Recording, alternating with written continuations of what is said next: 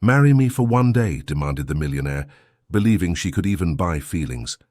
The single father agreed, but set one condition that changed everything. Between luxury and tears, she discovered that love can't be faked and that poverty isn't a lack of worth. And on that single day, the one who had everything learned what it truly means to have something. If this story interested you, don't forget to subscribe to our channel and tell us which city you're watching from. Continuing. The clock still read 4:30 in the morning when Bernard Oliver adjusted his phone's alarm for the third time. At 34, his body already knew the routine. Wake up before dawn to arrive at the majestic tower by 5:30, where he had worked as a janitor for 6 years. The small room of his one-room apartment on the outskirts of Miami was illuminated only by the bluish light of the device. He carefully turned over in the bed he shared with his daughter, Mary, who was just 7 years old. "Mary, sweetie," he whispered, gently touching the girl's forehead. Still feverish, worry tightened his chest. It was the third consecutive night the girl was burning with fever, and the generic medicines he could afford seemed to be having less and less effect. The appointment at the community health clinic was only scheduled for 2 weeks from now, too long to wait. "Dad?" The little girl's weak voice cut through his thoughts. "I'm cold. I know, princess. I'll give you your medicine, and then you'll come with me today, okay? I can't leave you alone like this." Bernard swallowed hard. Taking Mary to work was risky. His supervisor, Mr. Anthony, had already warned him about it twice. But neighbor Mrs. Zuleika, who usually looked after the girl, was traveling to visit her daughter in Orlando. He had no choice. After medicating Mary and helping her dress in her favorite yellow t-shirt, because it's the color of the sun, Dad and the sun scares away sickness, Bernard carried her to the bus stop. Still dark, the terminal was almost empty, except for a few workers like him, faces marked by the same weariness. On the way, Mary fell asleep with her head resting on his shoulder. Bernard looked at his daughter with a mixture of love and distress. Since Tanya, his ex-wife, had decided to start a new life in Canada with another man 3 years ago, he had been struggling to be both father and mother. He held no grudge. Tanya suffered from deep depression, and perhaps the distance was best for everyone.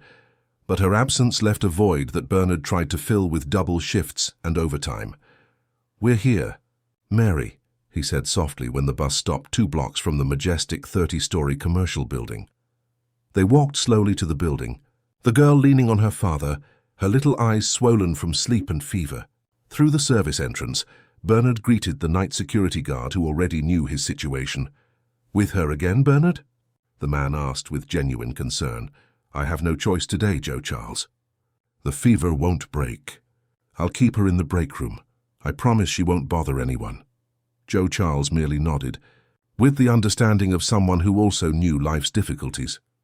Bernard settled Mary on the small sofa in the staff room, improvising a bed with his own jacket and a cushion. He gave her water and some crackers he carried in his backpack. "Stay here quietly while Dad works, okay?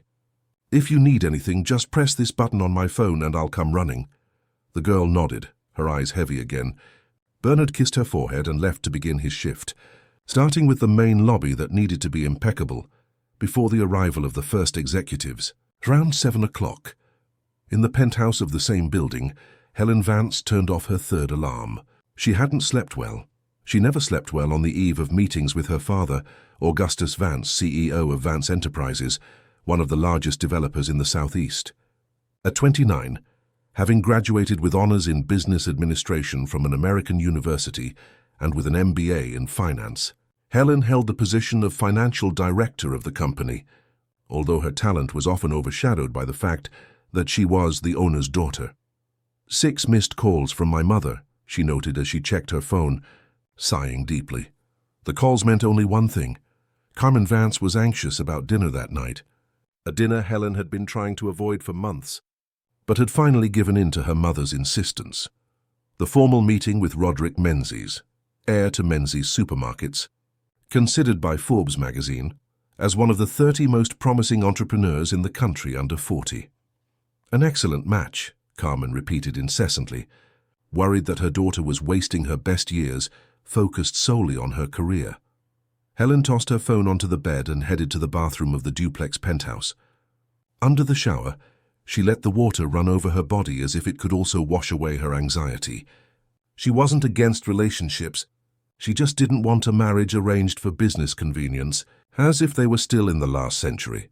She put on her impeccably tailored navy blue suit, pulled her dark hair into a low bun, and applied discreet makeup. The image in the mirror reflected exactly what was expected of her: competence, elegance, tradition. No one noticed the exhaustion of maintaining this facade.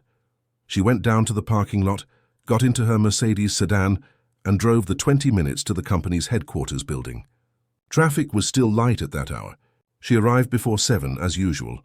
She liked to have at least an hour of calm before the office buzz began. In the main lobby, she barely noticed the man in the blue uniform mopping the marble floor. Her mind was too preoccupied with that morning's presentation and the dreaded dinner that evening. She walked briskly, mentally reviewing her arguments for the board, when she felt something gently tug at the hem of her trousers. She stopped and looked down, finding a small child, pale, dressed in a faded yellow t-shirt. The girl looked up at her with feverish but curious eyes. "Mom, you look like a real princess," the child said in a hoarse voice. Helen blinked, surprised by the unexpected presence of a child there at that hour. "Mary." The deep, worried voice came from the janitor, who was now rushing towards her. "I'm sorry, ma'am, Your daughter?" Helen asked, observing the resemblance in their green eyes. "Yes, forgive me. She's sick. I had no one to leave her with. I promise it won't happen again." It was then that Helen truly looked at the man, tall, broad shoulders but hunched with fatigue, a face marked by lines of worry, but with a dignified gaze without subservience. She noticed his rough fingers delicately holding his daughter's small hand. "She needs a doctor," Helen commented, observing the flush on the girl's cheeks. "We have an appointment in 2 weeks," he replied dryly. "Until then, we make do with what we can." Something in that answer, in the silent dignity of that man, touched Helen in a way she hadn't expected. Before she could respond, her phone rang. It was her mother, probably to remind her about dinner. She ignored the call. "What's your name?" she asked the janitor. "Bernard." "Bernard Oliver. And your princess?" "Mary," he replied, visibly uncomfortable with the unexpected attention. Helen knelt down, putting herself at the girl's height. "Nice to meet you, Mary. I'm Helen." The girl smiled weakly, and in that smile something shifted within Helen. An impulsive, almost absurd idea began to form in her mind. An idea that could solve 2 problems at once. "Mr. Oliver, may I speak with you for a moment?" Helen took a business card from her purse and extended it. "In private." Bernard looked suspiciously at the card, which read, "Helen Vance, Financial Director."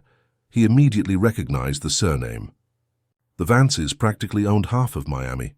"Mary, wait for Daddy on that chair just a minute," he said, pointing to a bench near the reception. After settling his daughter, he followed Helen to a more discreet corner of the lobby. "I know what I'm about to propose will sound strange," Helen began, speaking softly, "but I need your help, and in return, I can help your daughter." Bernard crossed his arms, his face a mask of caution. He had seen enough of life to know that proposals that sounded too good usually hid traps. "What kind of help do you need from a janitor?" he asked directly. Helen took a deep breath, said aloud. Her idea sounded even more absurd. "I need you to pretend to be my boyfriend, just for 1 day." Bernard's face contorted in confusion. "What was that?"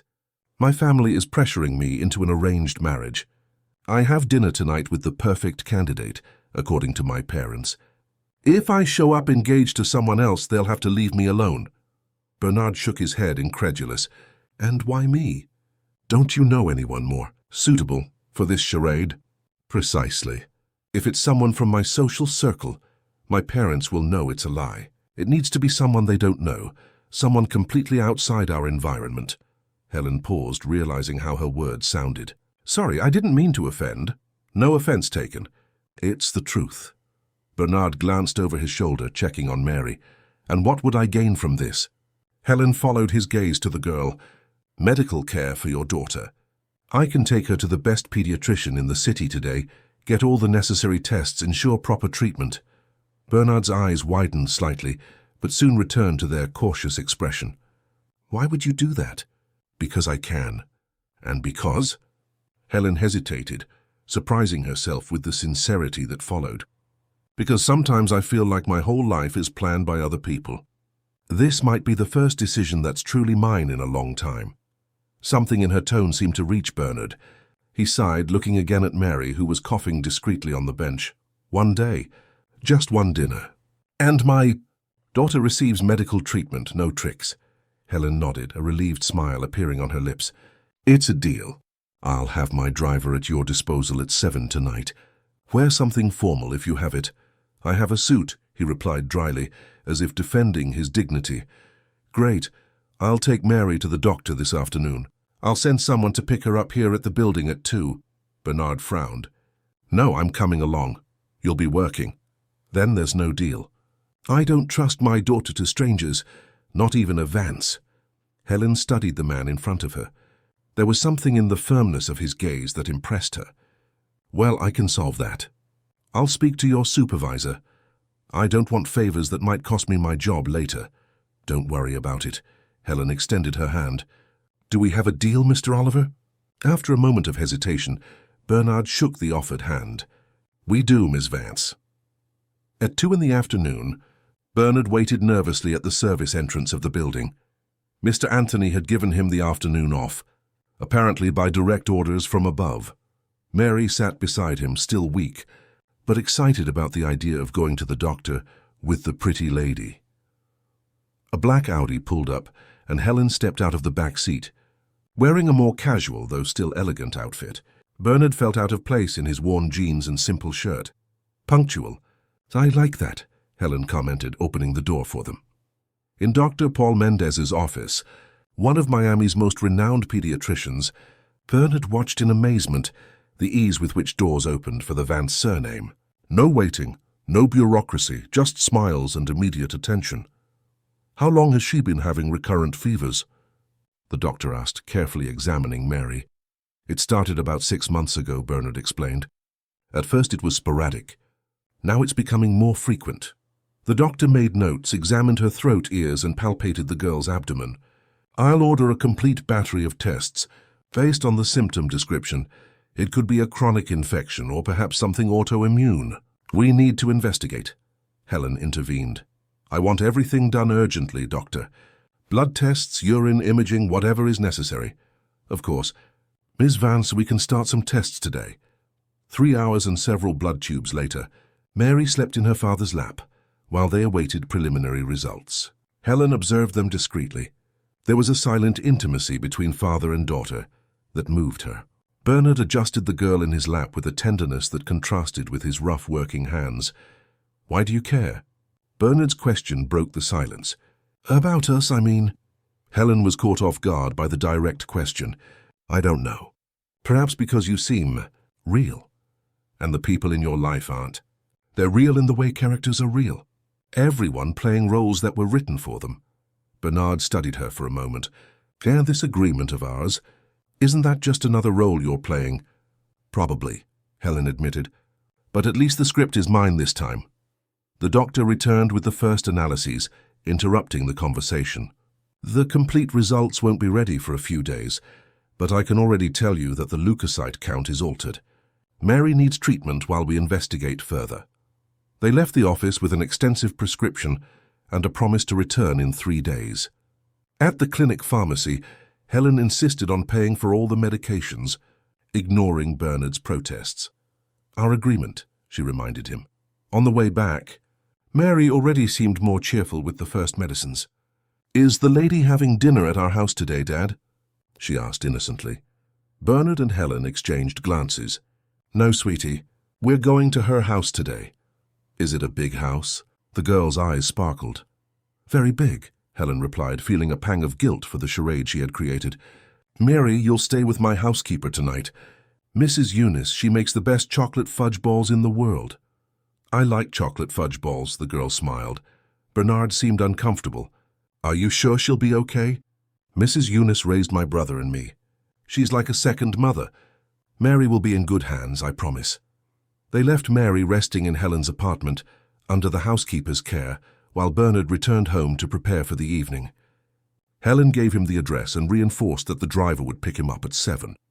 Remember, she said before they parted, for this evening to work, we need to be convincing. We need to look like a couple in love. Bernard nodded seriously. I understand acting, Ms. Vance. I raised my daughter alone by telling stories every night, pretending the world is a fair and good place. I know how to create a convincing fantasy. Something in the bitterness of those words struck Helen deeply. She watched him leave, wondering if she had embarked on a more complex charade than she imagined. At 7 o'clock sharp, Helen's driver stopped in front of the modest building where Bernard lived. He came down the stairs wearing the only suit he owned, bought for his father's funeral 3 years earlier. Fitted, clean, well-maintained. His dark hair was neatly combed, and for the first time Helen noticed that out of his janitor's uniform, Bernard Oliver was a remarkably attractive man. "Am I presentable?" he asked as he got into the car, a touch of irony in his voice. Helen smiled. "More than that. You're elegant."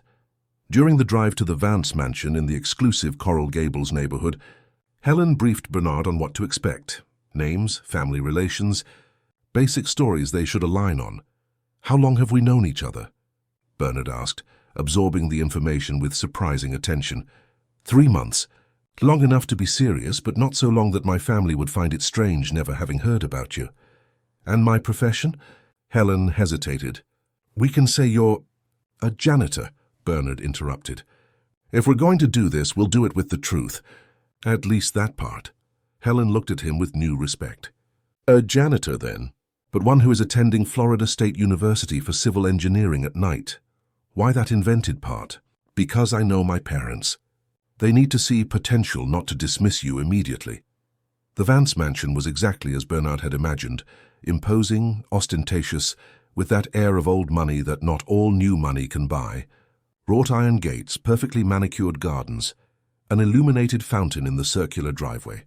An elderly butler opened the door, greeting Helen with familiarity and observing Bernard with discreet curiosity. "Miss Helen, your parents and Mr. Roderick are already in the living room. Roderick is here already." Helen frowned, instinctively taking Bernard's hand. The touch surprised him, but he returned the squeeze, feeling the tension in her slender fingers. "Be strong," he murmured, almost without realizing it. "Remember, I'm your support today." Helen looked at him for an instant, gratitude in her eyes. They entered the spacious room, where 3 people were chatting on Italian leather sofas. Augustus Vance, a 60-year-old man with grey hair and a military posture, was the first to notice their arrival. His gaze quickly passed over Helen and fixed on Bernard, analyzing him as if assessing a property for acquisition. "Helen, what an unexpected surprise," Carmen Vance commented. An elegant woman impeccably dressed with discreet but visibly expensive jewelry. Her eyes, identical to her daughter's, showed confusion. A man of approximately 35 stood up, wearing a suit that Bernard mentally calculated cost more than his annual salary. "You must be the surprise guest Helen mentioned," Roderick Menzies said, extending his hand with a professional smile. "Roderick Menzies." "Bernard Oliver," he replied, shaking the offered hand with controlled firmness. He had cleaned enough executive bathrooms to know that men like Roderick measured other men by the strength of their handshake. "Dad." "Mom," Helen intervened, her voice calm but determined. "This is Bernard, my boyfriend. I know I promised to come alone to meet Roderick, but I thought it would be more honest this way." The silence that followed was thick enough to be cut with a knife.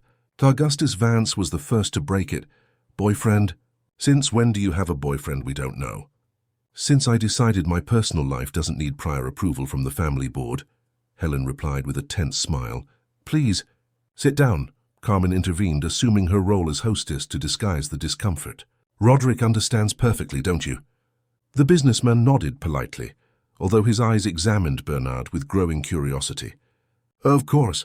In fact, this makes dinner even more interesting." They sat down and Bernard felt the weight of their gazes on him. He decided to stick as close to the truth as possible, as he had told Helen. Lying was a luxury he hadn't allowed himself since becoming a father. "And what do you do, Bernard?" Augustus asked directly. "I'm a janitor at the Majestic Tower." The answer prompted an exchange of glances among the Vances that went unnoticed by no one. Carmen almost choked on the drink she had just received from the butler. "Janitor," Augustus repeated, as if testing the word. "And how exactly did you meet my daughter?" Helen squeezed Bernard's hand under the table, but he was already prepared. "We met in the building, sir. Helen used to arrive very early, when I was still finishing cleaning the lobby. After a few good mornings and good afternoons, we ended up talking more. Bernard is studying civil engineering at Florida State University at night," Helen quickly added. "A public university?" Carmen asked, trying to find some positive aspect. "State University," Bernard replied, following Helen's lead. "My father was also in construction, but as a bricklayer. I want to continue his legacy, but with design instead of execution." Roderick, who had been observing the scene with genuine interest, intervened. "Admirable. Construction has excellent opportunities for those who understand the business from the ground up." Bernard studied the man, surprised by the absence of condescension in his tone. "Thank you. Practice certainly helps to understand theory. And Helen, how does she fit into this life project?" Augustus's question came loaded with skepticism. Bernard looked at Helen, allowing himself a genuine smile for the first time that night. "Helen showed me that there's room to dream beyond the immediate. When you spend your whole life just surviving, it's hard to see broader horizons."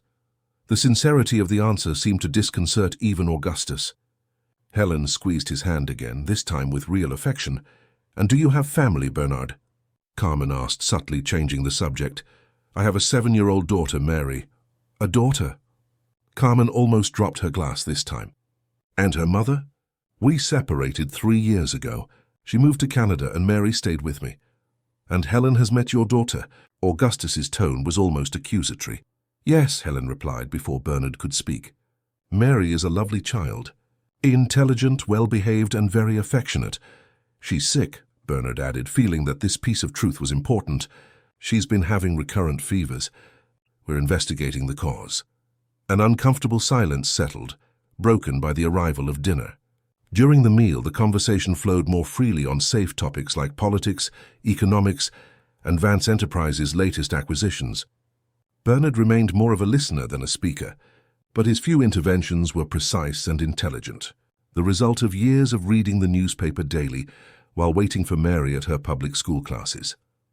By the end of dessert, Helen noted with surprise that her father and Roderick seemed genuinely interested in Bernard's opinion on the low-income housing market, something he knew intimately out of necessity. "The problem isn't just the final price of the property," Bernard explained. "It's the bureaucracy to approve financing. People like me spend months gathering documents to prove we're creditworthy, only to hear that another paper is missing, or that the rules have changed." "Interesting," Roderick murmured, making mental notes. "Minzy's Supermarkets is diversifying into the real estate sector, and that insight is valuable."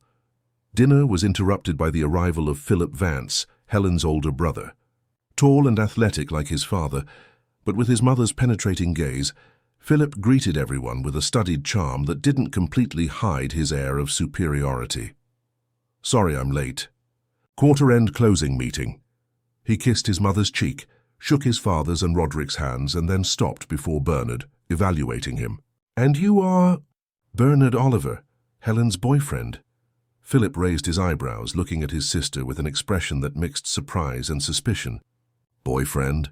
That's new." "Not everything in my personal life is shared in board meetings, Philip," Helen replied, her tone light but firm. "Clearly." Philip sat down, accepting the drink offered by the butler. "And what do you do, Bernard?" "He's a janitor," Augustus replied, keenly observing his son's reaction. Philip did not disappoint. His face registered exactly the same surprise and incredulity that his parents had shown. "A janitor? You're joking, aren't you?" "Why would I joke about someone's profession?" Helen retorted. "I'm not ashamed of what I do," Bernard intervened. "It's honest work that pays my daughter's bills." "Daughter," Philip repeated, now openly amused by the situation. "Our little sister is dating a widowed janitor with a child." "Separated," Carmen corrected automatically. "And he's studying civil engineering." "Fascinating." Philip's tone was pure sarcasm. "How long until he asks for a job at the family company?" "Philip!" Helen raised her voice, something rare for her controlled temperament. Bernard remained calm.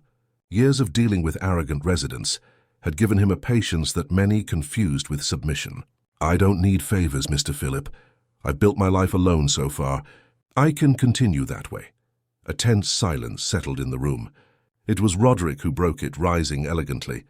"Well, I think it's my time to leave. It was a pleasure meeting all of you, especially you, Bernard. Your perspectives are revealing." After Roderick left, the atmosphere grew even heavier. Augustus retreated to his office, inviting Philip to accompany him.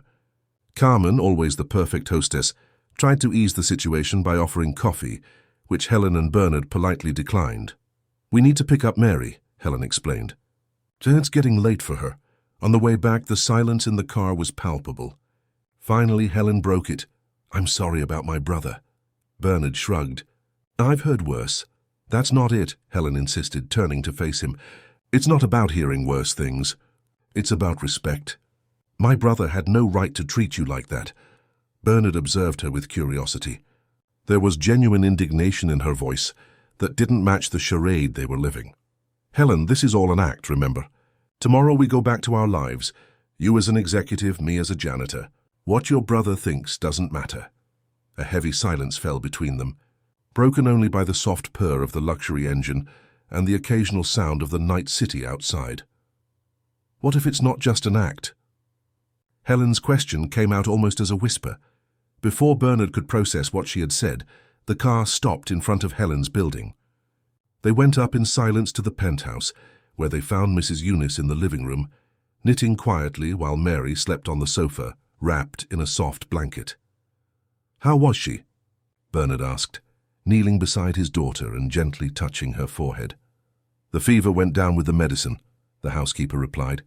"She ate well, took a bath without complaining, and fell asleep talking about how the pretty lady's house looked like a castle."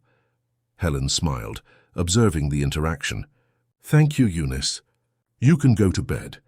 After the housekeeper left, Bernard carefully picked up his daughter, trying not to wake her. "I think we should go." "Go where?" Helen asked. "To your apartment without air conditioning, where she might have another fever crisis during the night." Bernard stared at her, his pride hurt by the observation. "I've taken care of her like this for 3 years." "I'm not questioning your ability as a father," Helen softened her tone. "I'm offering an alternative. Stay here tonight. I have a comfortable guest room. Tomorrow we can pick up some clothes from your apartment before going to the doctor to get the results of the other tests." The proposal was sensible, but Bernard hesitated. He was entering unknown territory, accepting favors that went beyond the original agreement. "Why are you doing all this?" he finally asked. Helen looked away towards the window, contemplating the city lights. "Perhaps because, for the first time in a long time, I feel like I'm doing something real, not out of obligation, not out of family expectation, just because I want to." The sincerity of that answer disarmed him. He looked at Mary, who slept peacefully in his arms, and nodded. "Just for tonight." The guest room was larger than their entire apartment. Bernard settled Mary on the king-size bed, where the girl seemed even smaller. After checking her temperature one more time and ensuring she slept comfortably, he went out to the living room, where Helen was waiting for him with 2 glasses of wine. "I thought we could toast to the success of our little operation," she said, extending a glass to him. Bernard accepted hesitantly. "I'm not sure it was a success. Your brother clearly didn't believe anything." "Philip has always been suspicious," Helen shrugged, sitting on the sofa and gesturing for him to do the same. "But the important thing is that Roderick got the message. And surprisingly, my parents weren't as hostile as I expected." "Your mother tried very hard to find something positive in me," Bernard observed with a slight smile. "The engineering studies were a good idea." "Have you ever thought about going to college for real?" Helen asked, genuinely curious. "I tried." "Twice, actually." Bernard took a sip of wine. "The first time Tanya got pregnant with Mary. I needed 2 jobs to support the household. The second time, when Mary was 4, I got a scholarship for business administration. 3 months later, Tanya left, and I had to choose between night classes or taking care of my daughter."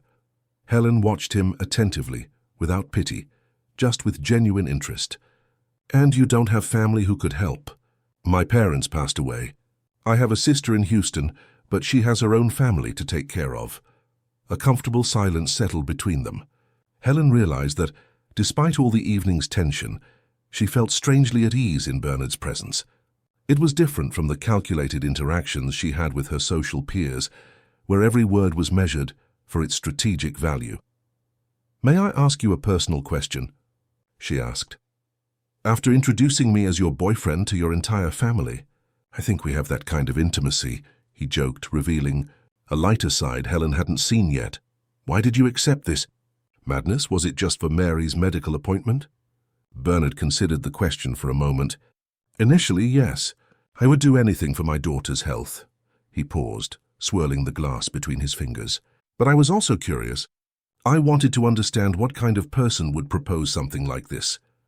And what kind of person do you think I am? Someone trapped in a gilded cage, desperately trying to find a way out." The precision of the observation surprised her. Helen felt exposed, as if he could see through the layers of protection she had built over the years. "And you?" she retorted. "What kind of person is Bernard Oliver, beyond the dedicated father and competent janitor?" He smiled with the corner of his mouth. "Someone who learned not to dream too high so as not to be disappointed. That's sad. It's realistic. The world isn't kind to people like me, Helen. How did you and Mary manage after your wife left?" Bernard's face hardened slightly. "Ex-wife. And it was difficult. Very difficult at first. I lost sleep, lost jobs for missing work when Mary got sick, lost my dignity begging for help. But I found my way. The job at the Majestic Tower has benefits, compatible hours with her school, and the building manager understands when I need flexibility. You seem to have a good relationship with your daughter." "She's all I have," he replied simply. "When Tanya left, Mary cried every night calling for her mother.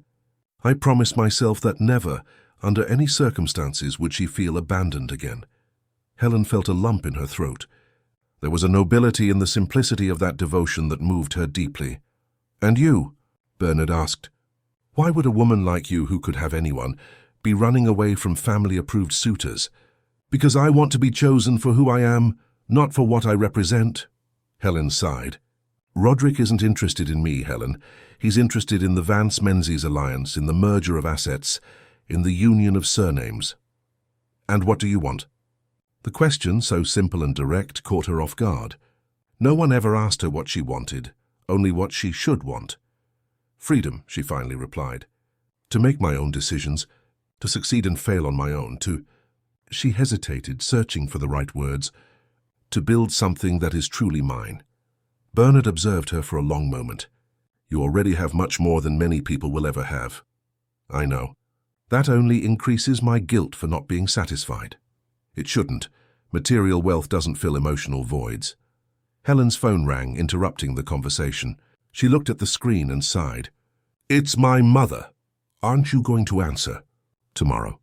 I've had enough family questioning for today." She put the phone on silent mode and poured more wine for both of them. "Do you regret it?" "Regret what?" "Accepting my crazy proposal." Bernard looked towards the hallway leading to the room where Mary slept, now with proper medication and under competent medical care. "No, I don't regret it." The next morning, Bernard woke up disoriented. It took him a few seconds to remember where he was. The bed was so soft that he had slept deeply for the first time in weeks. He sat up quickly, worried about Mary, but found the space beside him empty. He jumped up and left the room, still wearing the dress pants from the night before and a t-shirt borrowed from Helen. He found Mary in the kitchen, sitting at the marble counter, eating pancakes with chocolate syrup while chatting animatedly with Helen, who wore an apron over her workout clothes. "Dad!" the girl exclaimed when she saw him. "Aunt Helen makes pancakes with faces." "Good morning," Helen smiled, holding a spatula. "I hope you don't mind." She woke up early and didn't want to bother you. "What time is it?" Bernard asked, still confused by the domestic scene before him. "Almost 9. I called Mr. Anthony and explained that you needed to accompany Mary to the doctor today. He gave you the whole day off." "You didn't have to do that." "I know. I wanted to." Helen gestured to the counter. "Coffee."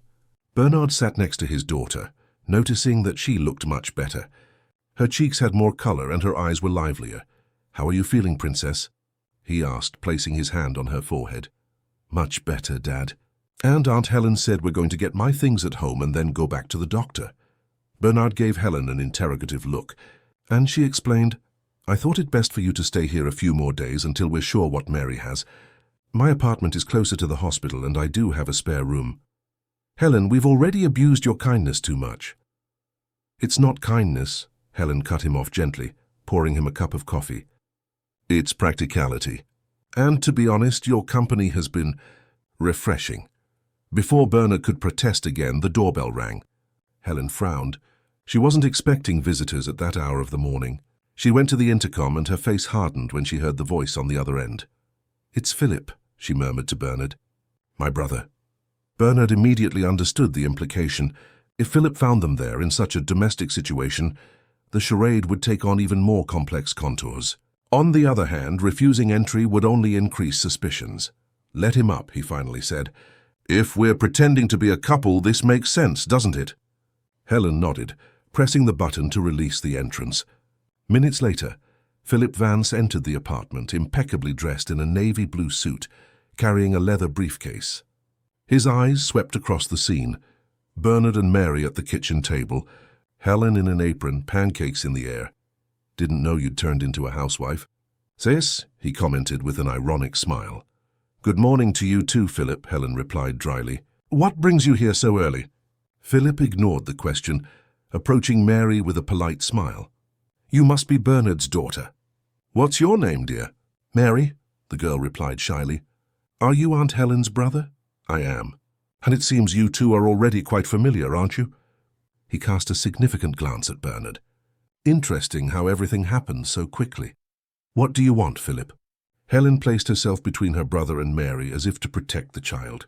"We need to talk." "In private." His tone left no room for discussion. Helen hesitated, looking at Bernard, who nodded discreetly. "All right, we can use my office."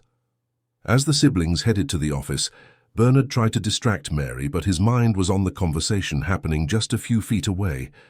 Part of him feared that Philip had discovered the charade, which would jeopardize not only the agreement with Helen, but also Mary's medical treatment. In the office, Philip dispensed with pleasantries. "How much is he charging you for this act?" Helen felt her blood run cold. "What are you talking about?" "Please, Helen. A janitor appears out of nowhere as your boyfriend just when Mum and Dad are pressuring you for dinner with Roderick. Do you really think I didn't notice the theater?" "It's not theater." Helen tried to maintain her composure. "Bernard and I have been together for 3 months. I just didn't tell you sooner because I knew exactly how you would react." 3 months? Philip laughed without humor. "And coincidentally, his daughter is sick now, needing expensive medical treatment that a janitor could never afford." "How convenient." Helen felt her face burn. The accusation was true, but the way Philip phrased it made it sound sordid, when in fact what? What was really happening between her and Bernard? "It's none of your business who I choose to be with," she finally replied. "It is my business when it affects the family's business. Dad is furious that you humiliated Roderick like that. The alliance with the Menzies was strategic. You know that. So that was it? An arranged marriage to close a deal? In the 21st century?" "Don't be naive," Philip scoffed. "Marriages have always been strategic alliances between families like ours. Love is a luxury for those who have no responsibilities. What a depressing view of life. It's reality. And if you want to play reverse Cinderella with your janitor, that's your problem. But don't come crying when he disappears with your money." Helen felt a wave of anger rise through her chest. "You don't know Bernard. He has more character and dignity than many of our social peers." Philip studied her for a moment, a new understanding dawning in his eyes. "My God, you're actually in love with him." The accusation caught her off guard. Was she?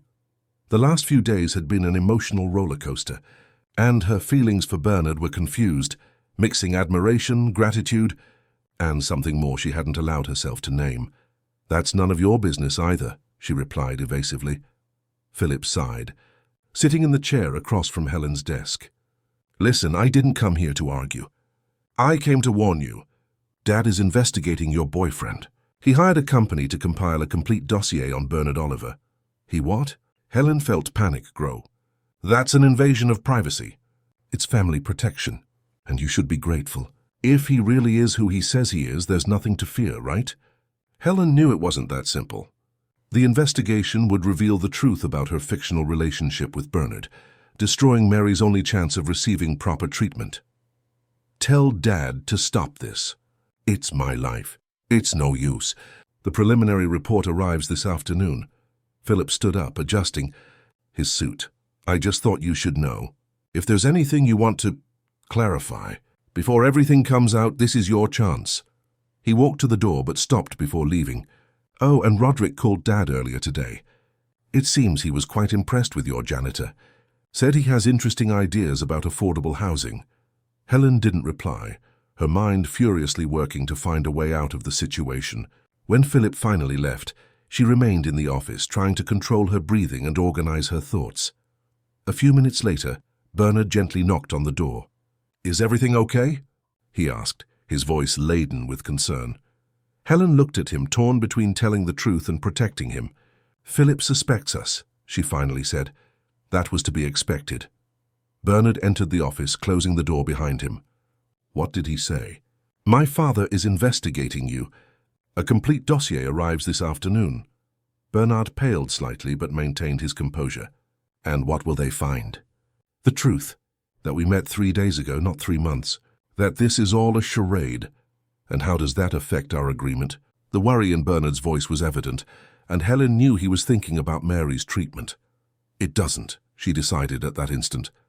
I'll continue helping Mary regardless of what happens. Bernard studied her, surprised. Why? Because I promised. And because... Helen hesitated, unsure how to put into words the whirlwind of emotions she felt. Because I care about you both, truly. A silence laden with unspoken meanings hung between them. Finally, Bernard spoke. What do we do now? We continue as planned. We go to your apartment, get what you need, then go to the doctor's appointment to get the results. And then? Helen had no answer for that. Bernard's small apartment was exactly as Helen had imagined. Modest, organized, clean, but with clear signs of financial limitations. A worn sofa, an old television, walls that needed painting. What surprised her, however, were the bookshelves full of books and the walls decorated with Mary's colorful drawings, carefully framed in simple frames. Sorry for the simplicity, Bernard murmured, clearly uncomfortable with Helen's presence in that intimate space so different from her world. It's cozy, she replied honestly. It has your personality. While Bernard helped Mary sort clothes and toys, Helen observed the photographs on a corkboard. A younger Bernard holding a newborn baby, Mary on her first day of school, father and daughter in a park, identical smiles. The mother's absence was evident in all of them. Does she never text? Helen asked when they were back in the car. Mary distracted with a book in the back seat. Bernard immediately understood who she was referring to. From time to time. On Mary's birthday at Christmas. She sent some photos from Toronto last year. Does Mary miss her? Less now. It was hard at first. She didn't understand why her mother had left. Bernard looked out the window, lost in memories. Tanya suffered from postpartum depression that she never adequately treated. When Mary was 4, she said she couldn't take it anymore, that she needed to find herself. She asked for a divorce and left 2 weeks later. I'm sorry. I was too at first. Then I understood that perhaps it was better this way. Tanya was unhappy and that affected Mary. Today I have a balanced, cheerful, intelligent daughter, so I do the best I can. Helen once again admired the silent strength of that man. Without self-pity, without victimhood, just moving forward with dignity. At the doctor's office, Dr. Paul Mendez greeted them with a serious expression. The test results had arrived, and he guided them to a private room to discuss them. Mary has a rare autoimmune condition called atypical Kawasaki syndrome, the doctor explained, showing the results. It's an inflammation of the blood vessels that can cause recurrent fevers, fatigue, and, if not properly treated, cardiac complications. Bernard paled. Is that serious? It can be if untreated, but we have good news. We diagnosed it relatively early before any permanent damage. With proper treatment, Mary can lead a completely normal life. What kind of treatment? Helen asked, instinctively holding Bernard's hand. State-of-the-art immunosuppressants, regular cardiological follow-up, preventive physical therapy. It's a continuous treatment, not a cure, but extremely effective. The word continuous echoed in Bernard's mind like a bell. Continuous treatment meant permanent costs that he could never afford on his janitor's salary. His expression must have revealed his panic, for Helen squeezed his hand harder. How much does this treatment cost, doctor? Bernard asked, trying to keep his voice steady. The doctor hesitated, exchanging a quick glance with Helen. It's an expensive treatment, Mr. Oliver. The imported medications, the specialized consultations, but don't worry about that now. Ms. Vance has already arranged everything. Bernard turned abruptly to Helen, who maintained a serene expression. We can talk about this later, she murmured. For now, let's focus on what's important. The rest of the consultation passed in a blur for Bernard. The doctor explained Mary's condition in detail, the necessary care, the medication routine. Helen asked pertinent questions, took notes while he remained silent, torn between gratitude for the help and the overwhelming weight of powerlessness. Mary, who was waiting in the next room with a nurse, received the news with the simplicity of children. So that's why I suddenly get warm? Is my blood mad at me? It's not mad, Princess, Dr. Paul explained gently. It's just a little confused. But with the right medicines, it will learn to behave. Back at Helen's apartment, Mary was taken by Mrs. Eunice to rest, while Bernard and Helen finally had the inevitable conversation. I can't accept, he said, as soon as they were alone in the living room. What you're offering goes far beyond our original agreement. What if it's not about the agreement anymore? Helen approached, her eyes revealing a vulnerability he had never seen before. Bernard, these last few days have changed something in me. They've changed how I see the world, how I see my life. Helen, you're confusing gratitude with something more. This is normal, but... Don't tell me what I'm feeling, she interrupted, determination returning to her voice. I'm 30 years old, Bernard. I've spent my whole life doing what was expected of me. For the first time, I'm choosing my own path. And that path includes a janitor and his sick daughter. Be realistic. I am more realistic than I've ever been. Helen walked to the window, contemplating the city outside. Do you know what I learned observing you and Mary?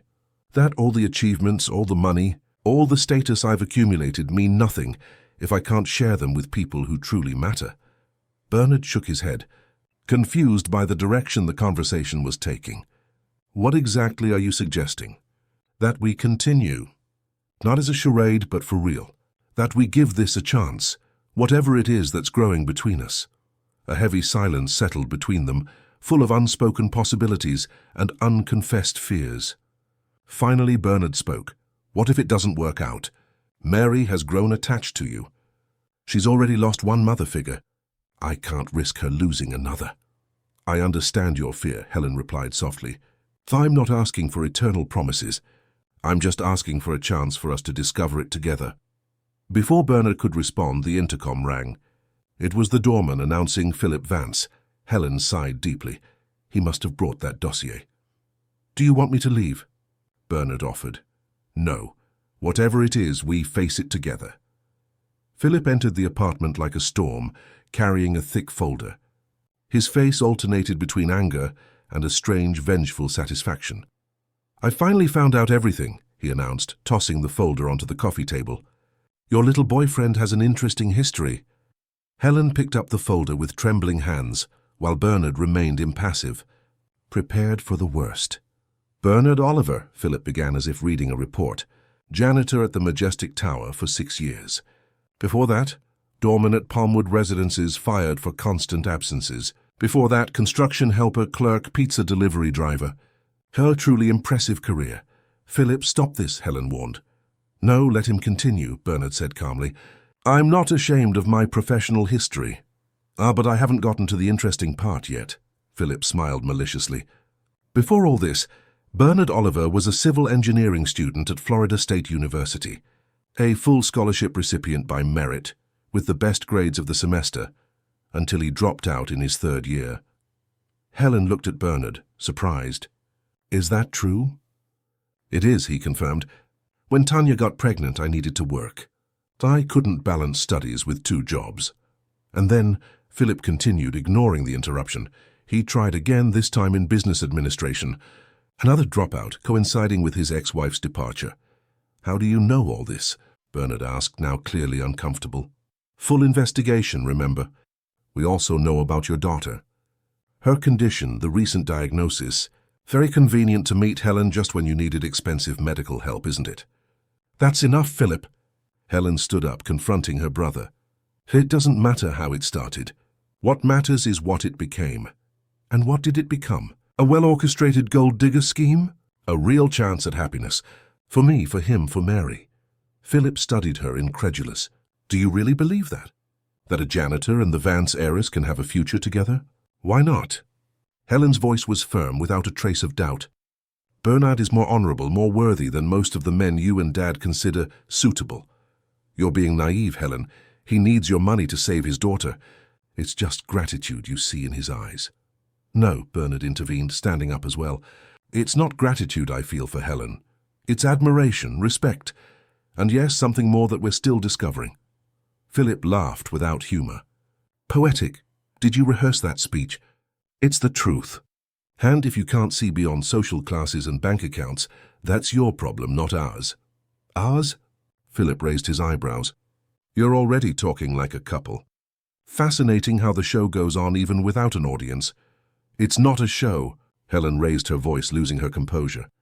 It may have started as an agreement, but it turned into something real. Something neither you nor Dad can control or destroy. A tense silence followed her words. Philip looked from Helen to Bernard and back to his sister, as if trying to decipher a complex puzzle. Dad will disinherit you, he finally said, his voice calmer. Let him disinherit me, Helen shrugged.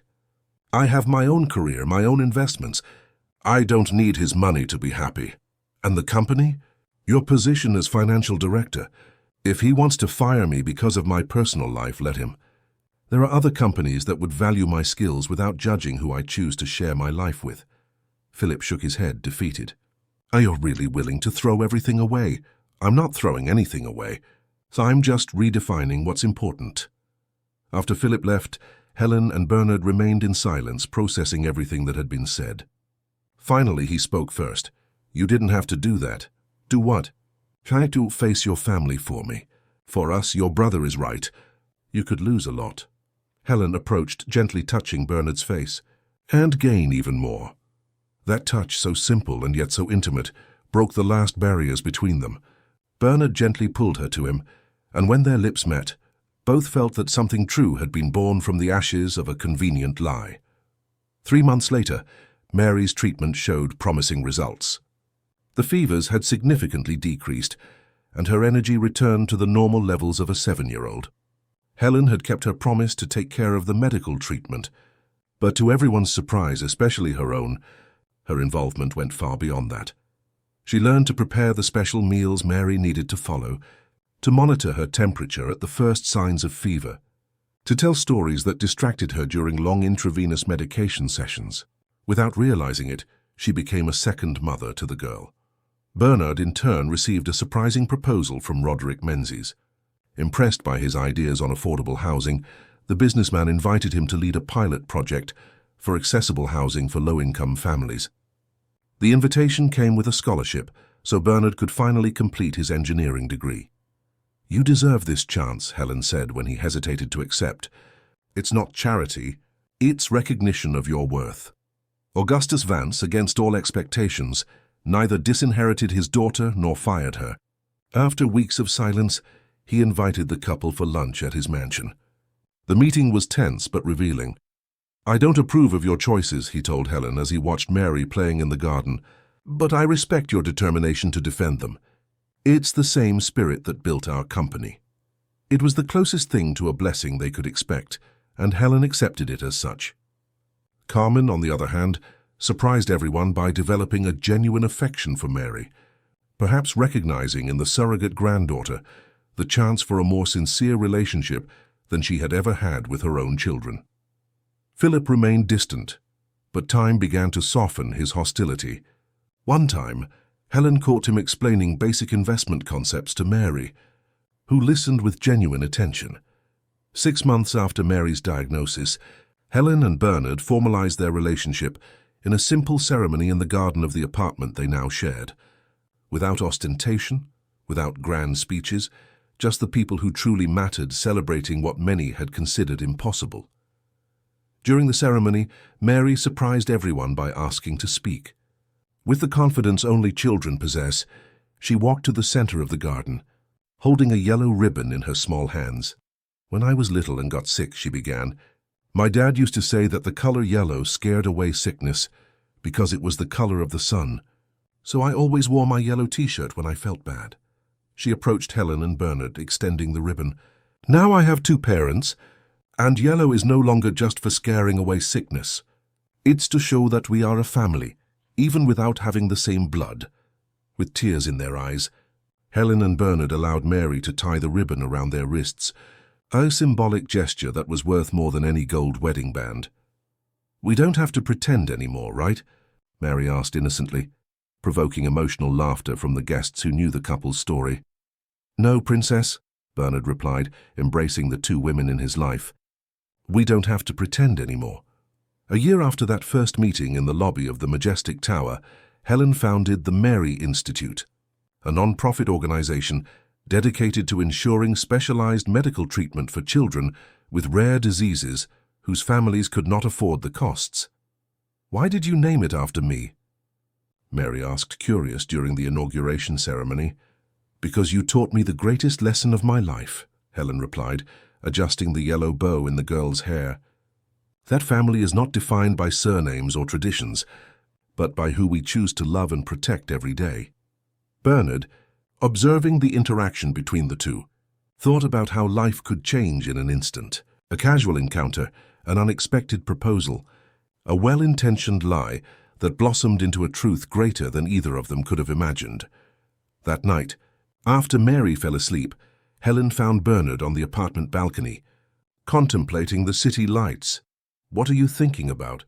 She asked, hugging him from behind. How we started, he answered honestly. How something that was supposed to last just one day ended up becoming a whole lifetime. Helen smiled, resting her face against his back. It wasn't a coincidence, you know. I could have chosen anyone for that charade. But when I saw you taking care of Mary in that lobby, something inside me just knew. Knew what? That you were real. In a world of appearances, you were genuine. And I spent my whole life looking for something genuine. Bernard turned, facing that extraordinary woman who had transformed his life in ways he never imagined possible. Do you know what Mary told me the other day? That she finally understands why fairy tale princes need to kiss many frogs. Helen laughed. And why would that be? Because sometimes the prince is disguised as a janitor, he replied with a smile, before kissing her under the starry Miami sky. The same night, miles away, Philip Vance reviewed the numbers of the company's latest social project. The Mary Institute had already served dozens of children in its first months of operation, with results that exceeded all expectations. Reluctantly, he had to admit, his sister had found a purpose greater than any corporate merger could ever offer. His phone rang. It was his father. What do you think about offering Bernard a position in the social projects department? Augustus asked without mincing words. The young man has talent. It would be a waste to leave him exclusively with the Menzies. Philip smiled, recognizing his father's strategy. Always the businessman, always thinking ahead. But this time there was something more in his voice. A reluctant respect, perhaps even a hint of pride for the daughter who had defied all conventions and still remained true to her values. I think Helen would be happy, Philip replied. And to be honest, I think he deserves the chance. As he hung up, Philip opened his desk drawer and contemplated the small package he had bought weeks earlier. A yellow tie, destined for his future nephew or niece. For if there was one thing he had learned observing Helen and Bernard, it was that families could be built on the most improbable foundations, with the most unexpected materials, and still become stronger than any corporate empire. End of story. Dear listeners, we hope the story of Helen, Bernard, and Mary has touched your hearts, a narrative that reminds us that true love knows no social barriers, and that families are built far beyond blood ties. They are forged in daily choices, in commitments renewed with each new dawn. For more stories like this, which explore the complexities of human relationships and the miracles that happen when we decide to be true to each other, don't forget to subscribe to our channel. Leave a like on this video and share in the comments if you have ever found love or friendship where you least expected it. Every week we bring new narratives that, like this one, seek to inspire, move, and remind us that in the end, it is the bonds we build that truly define who we are. Until the next story.